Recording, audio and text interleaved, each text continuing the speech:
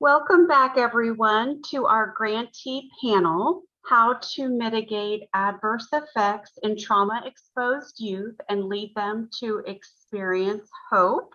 My name is Julie Marchbanks from Public Strategies, and I will be your host for this session. A Q&A will follow the discussion by our grantee panelists. Now I would like to introduce our moderator for this session, Nancy Coppola, Senior Project Manager from Public Strategies. Thank you, Julie. Good afternoon, everyone, and welcome back to our final session for day 2. So excited that you all could join us. Our session today is how to mitigate adverse effects in trauma-exposed youth and lead them to experience hope. Now, we know that SRAE educators provide programs to many diverse audiences, including high-risk and trauma-exposed youth. And we've asked our SRAE grantee panelists to share with us how they, in their programs, meet youth where they are while moving them toward positive goals through teaching them the value of incremental success and hope for the future. At this time, I would like to introduce our 3 panelists. Thelma Moten, SRAS, is the founder and executive director of Choosing to Excel in Conway, Arkansas. For over 20 years, Thelma's been at the forefront of helping youth and families appreciate the benefits of making healthy choices.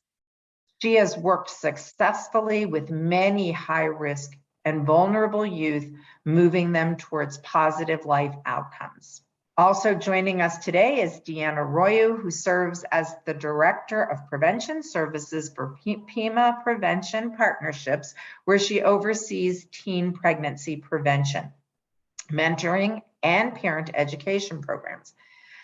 Deanna has also had expertise in the fields of family strengthening, adolescent brain development, and life skills education for youth.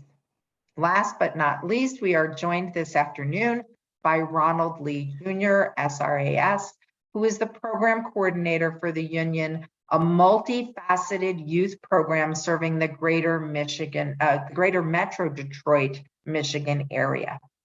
Ronald has more than 20 years of youth programming experiencing and is dedicated to countering the negative cultural influences that misdirect the lives of youth by strengthening families through innovative prevention programming, education, and empowering youth to make healthy life choices that will enable them to confidently navigate through obstacles and challenges. And you can find the bios of these wonderful panelists on the events page. I want to welcome all of our guest grantees and thank you for being willing to share with us this afternoon. I know that all of the grantees will benefit from your years of wisdom.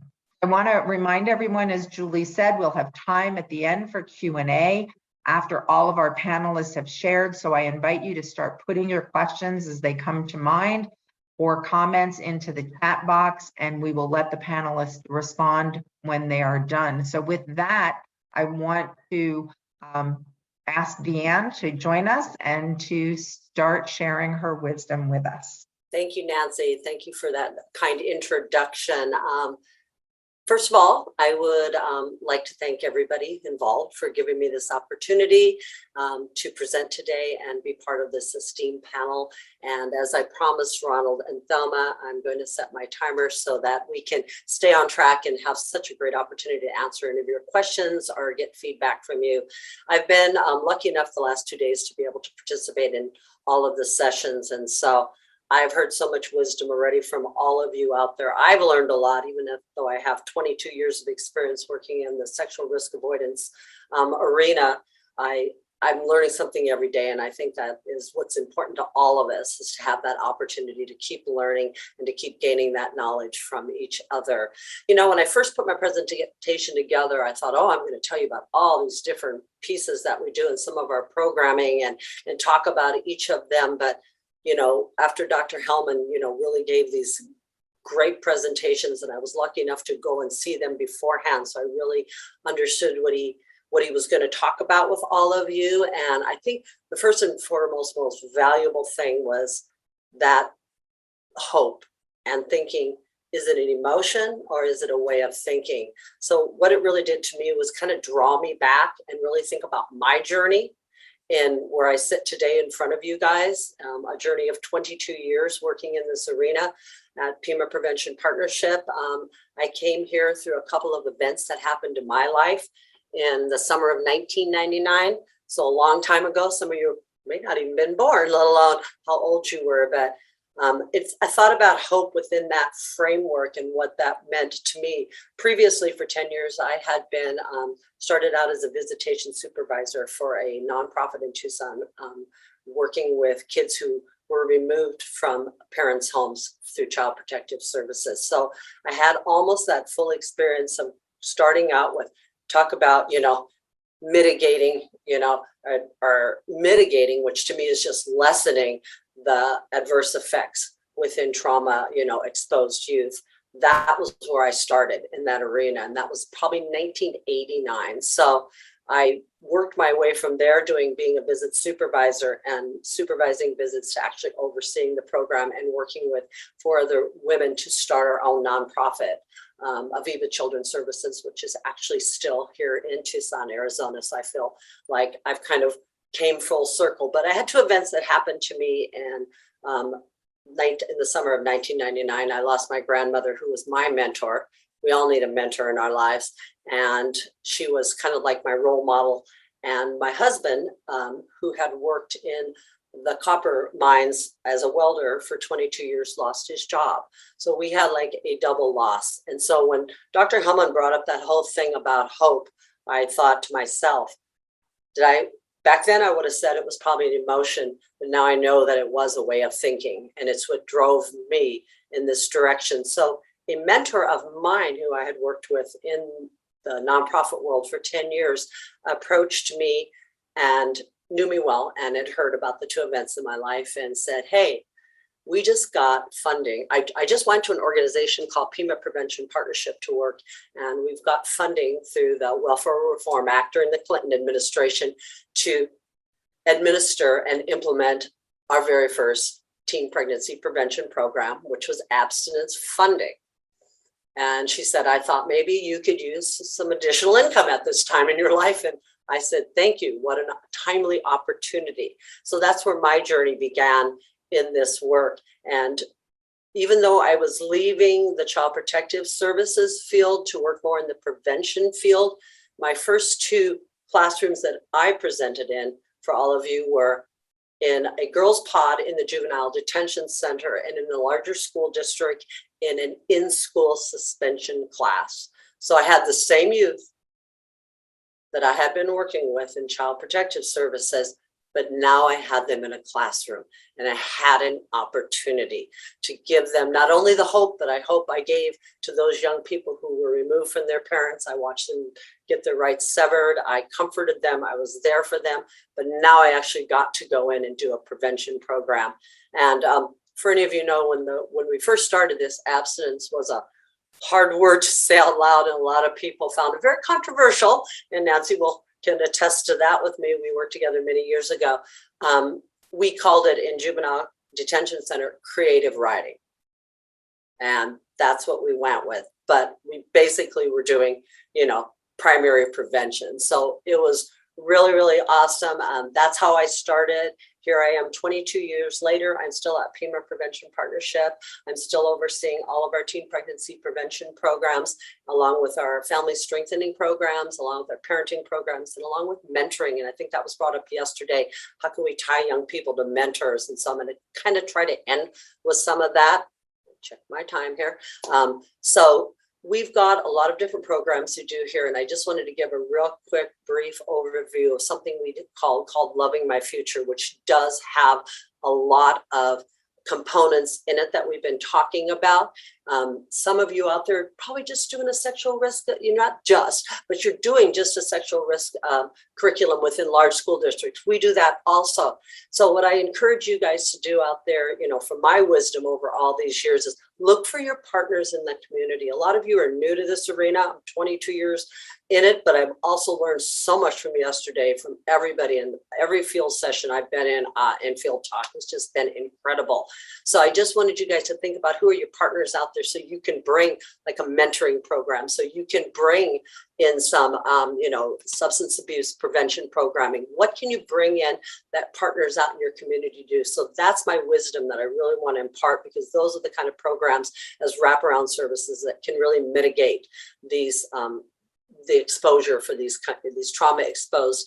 The other thing is just that consistency and training of your staff. Make sure they're trained in all of these arenas that we're talking about. And I think I wanted to just end. I've got a couple of more minutes, 2 minutes, but I do want to end with a couple of quotes from one of our programs, because I know that you're going to also hear about some of that from both Ronald and Thelma. And I think it's really important to encourage you guys that even just if you only have the time to go into a school district and do a primary prevention sexual risk avoidance curriculum, you are making an impact. And the more you can bring to those schools, please do. I know with the ESSER money that's out there with COVID, I know a lot of schools are looking for social and emotional supports. So any of you that can do that, please, I encourage you to get out there and make those contacts. Look for your community partners. Look for everybody that you can.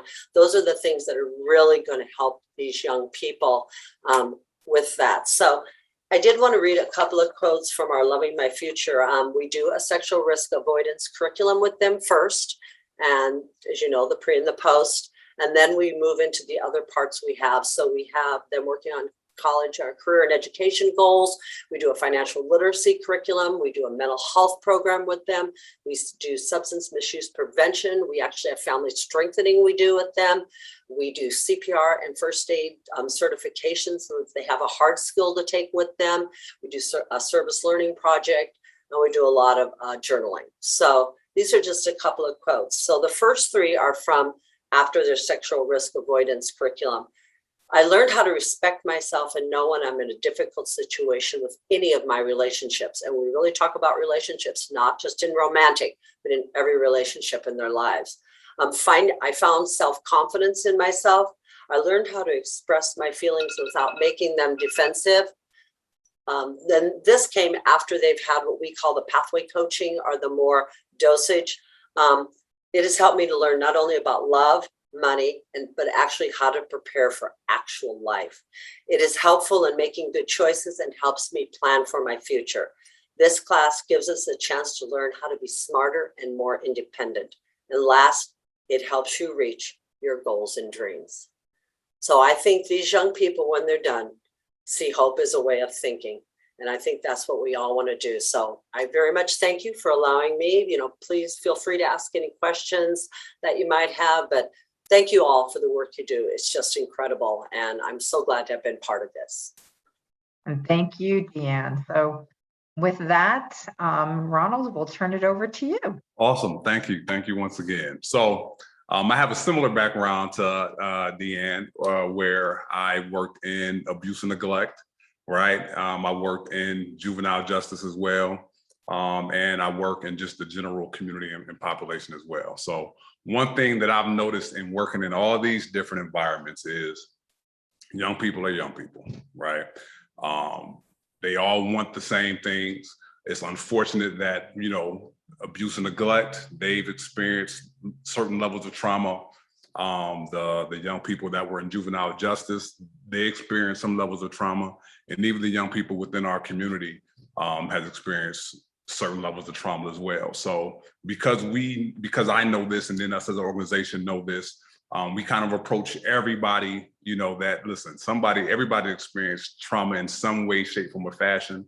Others may have been more than others, or others have been less, but we approach it the same, right? And we don't take a cookie cutter approach, right? We adapt to the individual, but as far as just, once again, having that mentality, like, okay, we're going to approach these young people loving and caring and things like that. So there's three approaches that we take when us as an organization, when we talk about how we mitigate and how we add to just that sense of hope in our young people. So you can write these 3 things down. And I forgot to start my timer. So I know Nancy, she has me. One of the things that I encourage for our staff to do when we go into the schools and when we go into our community-based partners and we're working with young people is to be the calm in the storm. Okay. And I know it might sound cliche, right? Like be the calm in the storm. What does that mean? So when I say be the calm in the storm, so we know that if you've experienced trauma, and especially with some of our young people, it's a continual trauma that they're experiencing, right? So with that, they stay, especially where I'm from Detroit, Michigan. I don't know if I shared that, if it was mentioned in my bio, but I'm in Detroit, right? So a lot of our young people, they stay in that fight or flight mentality, right? Because they don't know, right? Things are unstable, things are chaotic. So they're anxious, they're dealing with a lot of things. So they stay in fight or flight.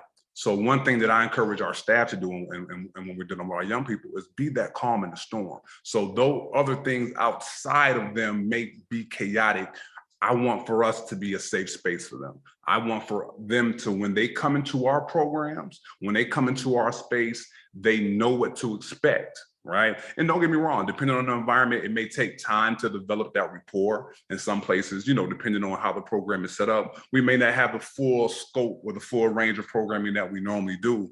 But that's our goal, is to be able to be that calm. When they come in here, they know what to expect. They know that they're going to have a loving, caring adult that cares about them, that sees them, that hears them, and that kind of, I'll touch on that a little bit later as well. But you want to be that calm in the storm.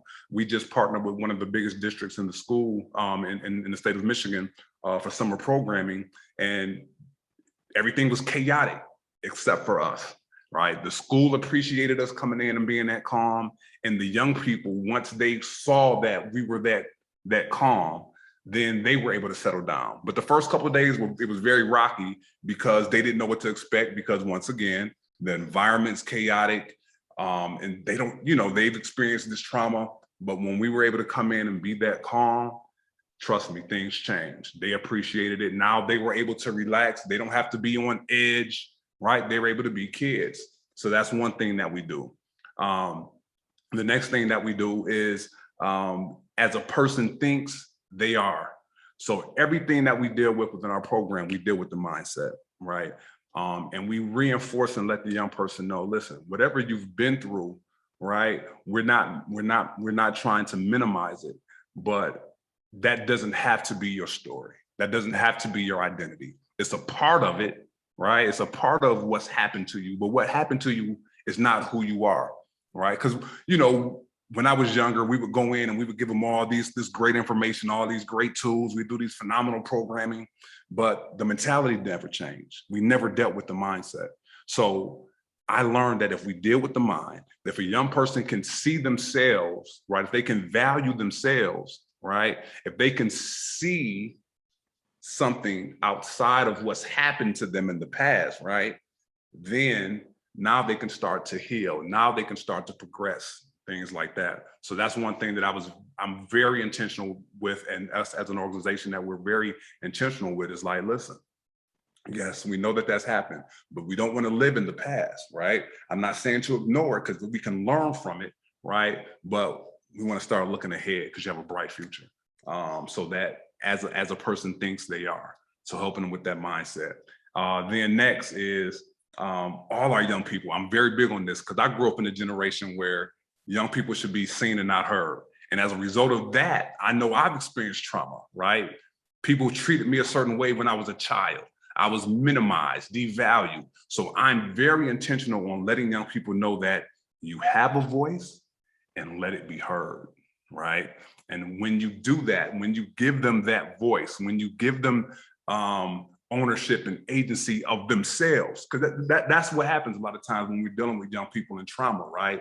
They've been traumatized by something or someone, right? They did not have control, so they're trying to regain that control. I'm telling you, I would see it all the time in abuse and neglect and in lockup, where these young people, even in the community, to where they didn't have a sense of control, so they get into these power struggles. And that's one thing we tell our staff: don't get into power struggles with these young people, because they're trying to gain that sense of control in some way, shape, form, or fashion. So if we can show them that, no, listen, you have a voice, and I need you to use that voice. It's a way in which you do it, but never be silent, never be muted. Then I'm telling you, you start to see the young people, that esteem starts to build. Things start to, just develop in them. And now they start to be vocal. They start to speak out because they feel valued. They feel appreciated. They feel as though they're a resource. So these are some of the things, like I said, that as an agency that we're very intentional when it comes to training our staff, and just making sure these things are getting done in the classroom. And once again, it doesn't have to be, it's not elaborate. It's just about being intentional. And it's the small things, like just as students walk into the classroom, acknowledging them, that lets them know that they're seen, right? When they share their thoughts and things like that, encouraging them to share their thoughts, not being judgmental, thanking them, even if, you may not agree with it, but still, thank you for sharing. So just those little things, I'm telling you, they add up. And I see it time and time again with a young person that has experienced some form of trauma or something, but then they come into our space, and once again, they have that calmness in a stormy life or a chaotic life. They feel appreciated and valued. They feel safe. The anxiety is decreased. When they can change their mentality, now it's like, oh, I never thought about that. I did not know this was an option. I did not know that I don't have to identify with what happened to me. And then when we let them know that you have a voice, let it be heard, man, like kids just come out of their shell. When they're reclusive, now they can express themselves in many ways and many formats. So those are the things that I want you to leave you with. And that's my time. Thank you. Thank you so much. And you need to know he was perfect on time to the second. So thank you, Ronald.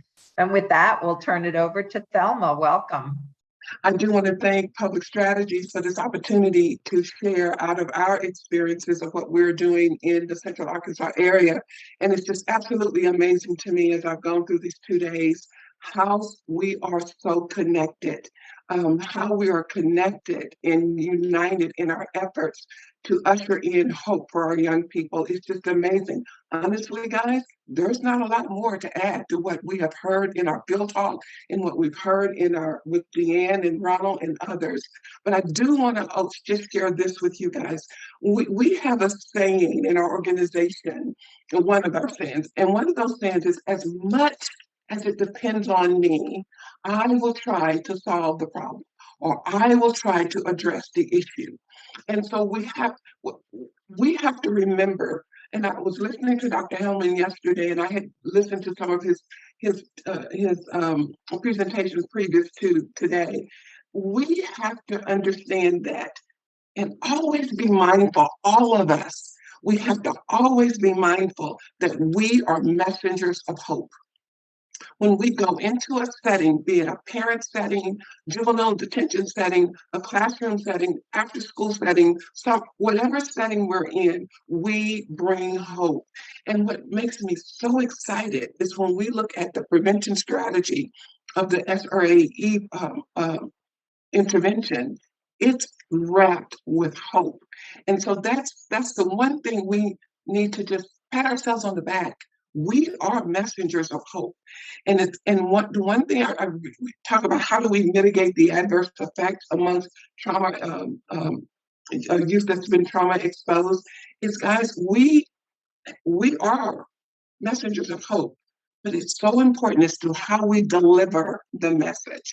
And so I really want to impress upon us. It's one thing to have a good curricula. It's one thing to have a good message, but it's another thing to have the heart for the message. And so it's so important, if we're going to mitigate those effects, is that our kids get to see and hear our hearts.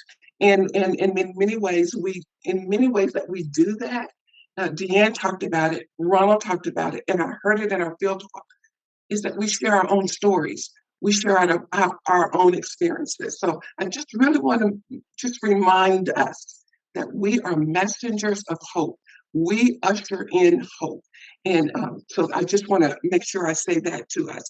But also, I want to just look at 3 ways that we as an organization, and many of you have already covered these, so I'm just really going to be confirming or reiterating what we've already talked about, ways to address our trauma-exposed youth. And one of them is to have a heads up. Guys, the time that we have with our youth is so limited. You know, we go in for every 3, 4, 5, 8, however many days, the dosage that we have, we really need to have a heads up. And so with that limited amount of time, we need to prepare ourselves, be prepared.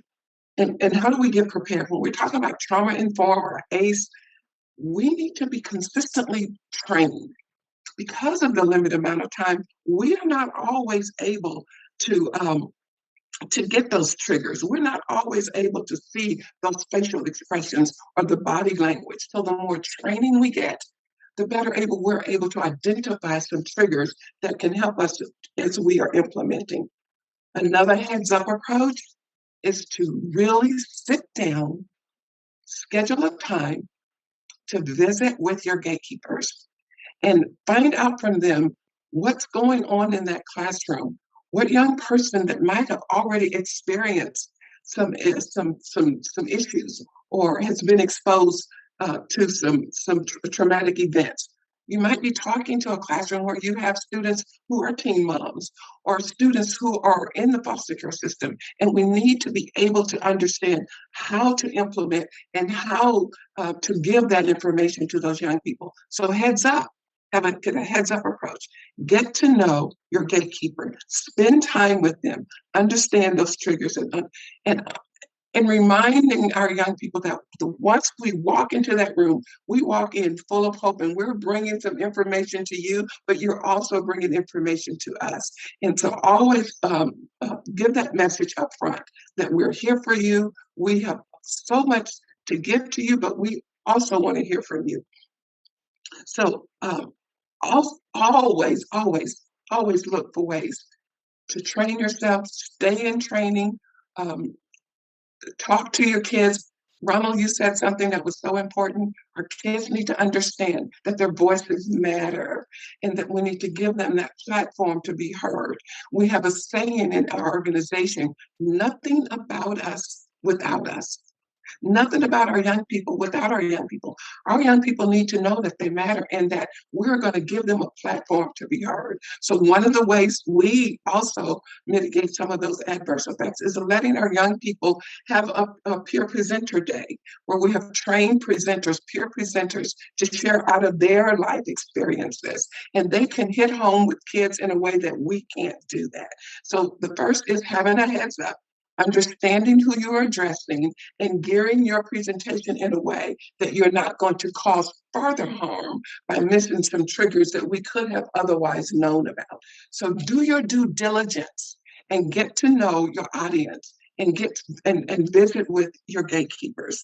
The other is that's one, heads up. The other is, and I think both of you mentioned it, is that safe and trusting environment, setting the stage early, letting your young people know that you're going to be trusted, that you're going to be there, and you are going to keep your word and providing a space that they feel free, that they can share whatever is going on with them, and that you're going to keep it safe. The other is providing connecting points. You guys call them wraparound services, but connecting points. Kids, when they can feel connected and heard, will feel protected. You've heard that before. So we have developed over the years ways that we connect with our young people beyond the classroom, where kids can voluntarily come on a regular basis and we can connect and develop those relationships. One of our directors that was on earlier made a point. She said, information void of relationships does very little for behavioral change. And we can bring about those relationships in those connecting points, in those wraparound services. And the other thing is Guys, connecting beyond your own organization, understanding other organizations that you can collaborate for referral service, understanding referral protocol within your demographics that you're serving, know where you can refer people, young people to, and then following up those referrals is so key. Once you have referred a young person out, it is incumbent upon us to be sure that we follow up and that those young people are taken care of. And I am not going over my time. So I am open to questions and answers a little bit later, but I do want to talk about that importance of connecting with other youth, positive youth organizations in the community, so that you will know where you can refer your young people to when you say that you want them to get some assistance for after school. Well, find out how many after school programs are available. Find out what kind of programs you can refer your young people to.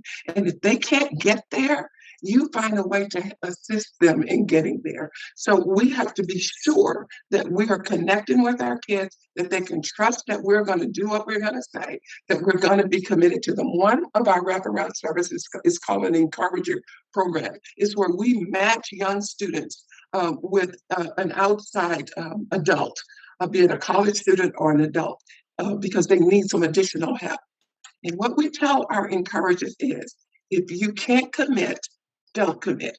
If you can't commit to the time that you've set aside to meet with this young person, don't commit, because so many of these young people who've experienced adverse effects in their lives don't need any more disappointments. And so as you're training your adults or your older students, make sure they understand that they can cause further trauma by not keeping their commitments.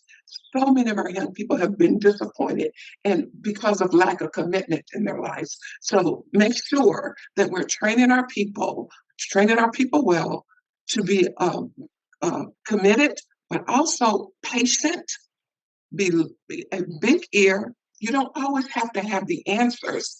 Just be a big ear and let those young people know that they're heard and that you're listening to them, and that and sometimes just being there is the answer. Thank you, Thelma. And it's so important, right? The importance of really being present. So we're going to open it up to some questions. And Thelma, I'd like to start here with this one for you. I know a lot of folks know the work you've done, and there are personal stories of youth that have demonstrated the ability to come to hope, to have been led to hope and success. So if you might share with us perhaps one story of a youth that has been led to hope and success. I'd love to. I have many stories, but I will share. I'd like to share a couple, but I want to share one story of a young lady that was in our program and just was talking about adverse and trauma. She was being abused in her home, and we were made aware of that. And one of my directors, I think she's here in the audience, called me to share with me that this young lady had shared with her what was going on. And I rushed over to the junior high school, and we met with her, and we shared with her that we were mandated reporters and that we were going to be sure that she was okay, but we were going to get her out of this environment. And we took her to the school counselor, and we need to be sure that we don't override the school protocol. And so we went in, and I've never seen the Health and Administration, DHS in our city work so fast. But we were able to get her out of that very unsafe environment. And we were able, protective factors are so important. And we need to be able to have some succinct protective factors in place. So we were able to move her into a very safe environment, into a girls' shelter that had a great reputation. And we promised her that we were going to be with her and to walk her through the process. And we were able to work with her, help her, first of all, to understand that this was not your fault. You are a victim, not by choice. And that this does not determine your outcome in life. And we're going to walk you through this process. So we were able to work with her on weekends, help her to get involved in extracurricular activities, help her to develop a vision board. And then she is one of our peer presenters. And we tapped into that deep sense of personal assets that she had that she wasn't aware of. And we helped her to draw those assets forward. She became one of our peer presenters, and was able to go back into that classroom and was able to share with others that the moment you share what's going on, you can get help and it can stop. And because I am a living witness of that, I want you to know that today she just graduated high school with a grade point average that got her a college scholarship. We were able to come alongside her and to assist her in getting her in school. But this young lady was able to push back against adversity, and she grew out of that adversity to give back to her peers, and she has broken the cycle in her family. So just being able to walk alongside these young people, giving them hope and giving them guidance, just don't leave them with a lot of sentence. But it's not enough to tell young people what to do. You must tell them what they can do and then walk alongside them and show them how to do it. And then we also had an after school program, and we couldn't continue it because of COVID, but it was called Training for Purpose, T4P. And it was developed for young men, minority men that were in the alternative learning environment. And so many of those young people had made a decision that they had no hope. They had not seen graduations. They had not seen anyone to break the cycles in their life. And I want to tell you, working with those young people, you're talking about, and I printed it out, you're talking about moving them from one grade point to another. Almost 85% of those young men moved a grade point average. And the majority, 80% of those graduated from high school. And you know what we did? We asked those young people, would you want to graduate? Because they have to own this. So they said, yes, we want to graduate. Well, they didn't know what that looked like. So you know what we did? We borrowed graduation caps and gowns. And we put a cap and a gown on them, and we took photos. And we posted those around the room with their prospective graduation dates so they could keep that end in mind. We helped them identify that end, and then we made a visual of it. So when they would walk into the room where we were assigned to work with these young men, they would see their pictures. And then the question at the end of each week is, what have you done this week to get you closer to your end goal?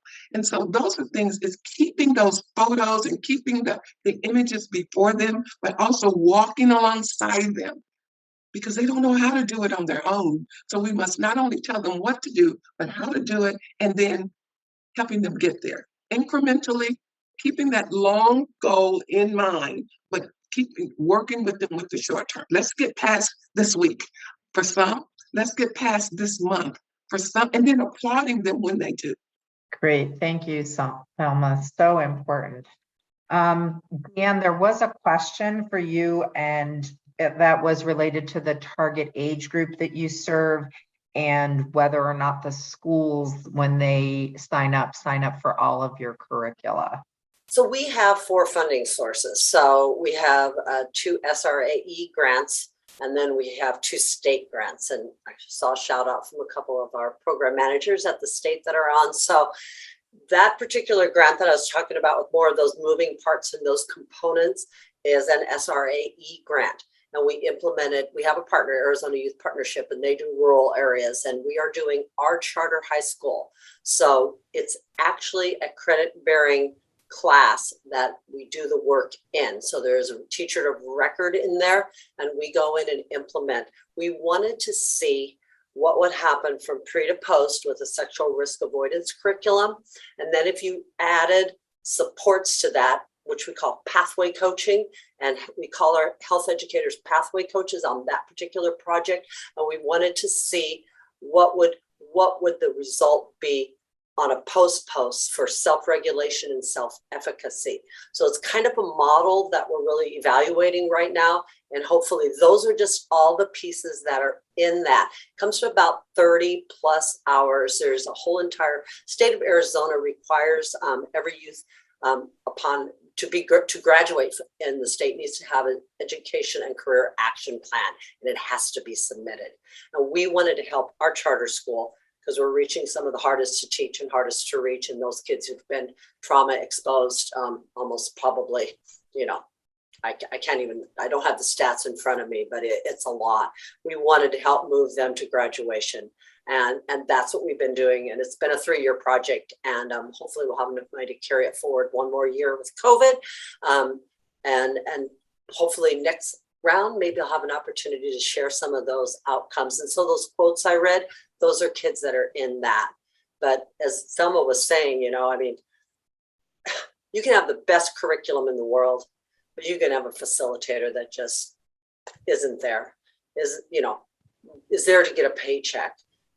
And I think that everything that Ronald and Thelma talked about is what really makes everything we do so important, because we're so passionate and that we're playing that forward with them. And I mean, I go over there every day and check, you know, who's on track to pass, get their ECAPs done. I've got kids who want to graduate in October and some that want to graduate in December. And so it's like, we've got papers and this is what you got to do yet. This is what you have to do yet. You know, just like they see that cap and gown and they see that, and we have it on paper and it's there for them. So, you know, I'm just so happy that we were able to kind of like model a program like this and hoping to inform the field and how important it is. So thank you. Great, thank you. And Ronald, you had talked about helping trauma-exposed youth find their voice, right? And share that story. So how does that help them to define and empower them to define who they are? Because I think that was one thing that stood out when you spoke, right? Like, who are they? Right? And how do we empower them to define that? Right.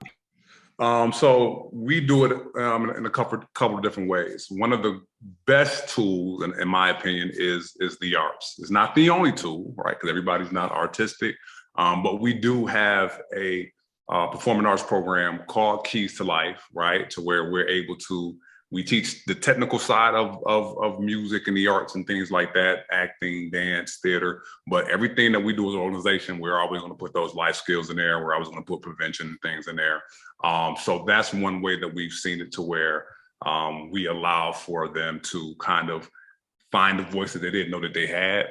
But then another thing, kind of like Thelma was saying, is that we allow for them to do presentations as well with our other program, a program we have called SWAG, to where at the end of the program, they're able to create PSAs, they're able to create, we do an exhibition where whether they do a skit or a PSA or just kind of anything just to express themselves and to kind of, you know, share what they've learned and what they've gained from their time with us.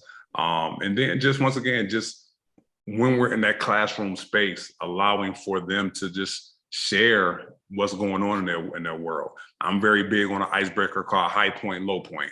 I do that with my personal kids. I do it with the staff. I do it with everybody, because what it does now is it allows for them to identify their high, their top emotions, you know, the ones that make them smile and laugh and feel good, happy.